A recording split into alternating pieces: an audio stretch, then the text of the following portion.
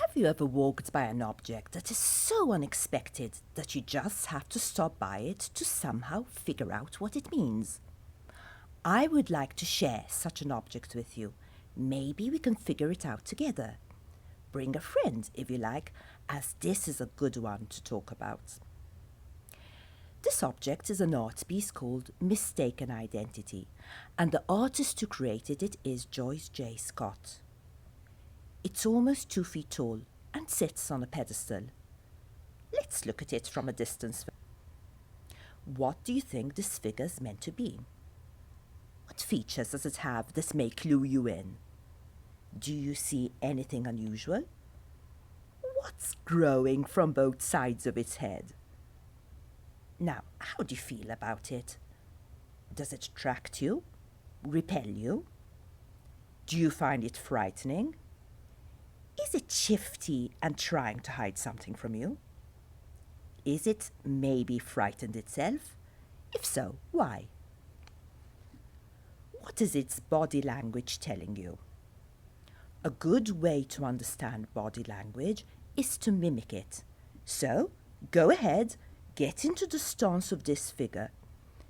Pay attention to how you hold your head, shoulders, arms, and above all your hands.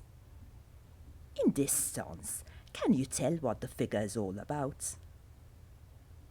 What might this figure, this creature, be doing with its hands? Does it want you to see it? Can you even see its hands? Is it hiding something? If you have a friend with you, compare answers. Now, would you like a closer look at the figure? What is this figure made of? How do you think it's held together? Can you tell? This figure's made of shiny glass beads and blown glass.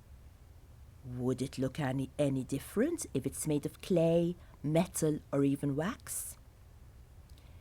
Looking carefully at the figure, how many colors can you spot? As you look closer still, does the figure have different layers to it? Could the different layers be clothing? How can you tell? What do you think about the size of the head in relation to the rest of the body? What effect does this have? What's the artist telling us? A good way to learn about a piece is to get to know the artist a little.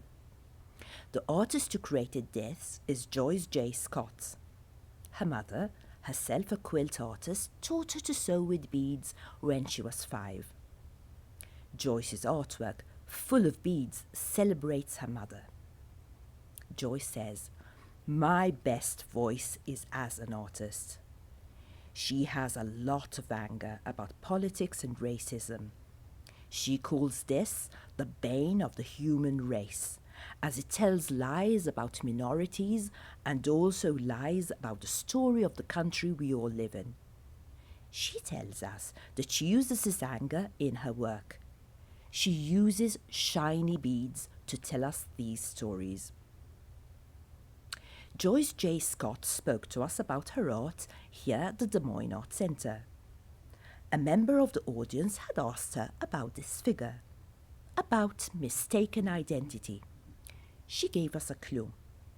She said that the figure was burning the truth in its hands, that this was a story about lies that then would spread throughout the country.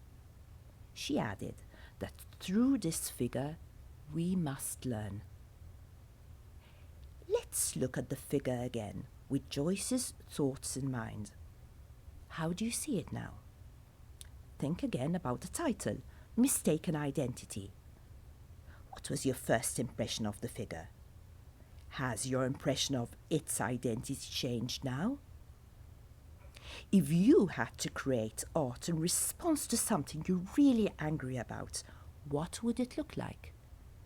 Is your best voice that of an artist?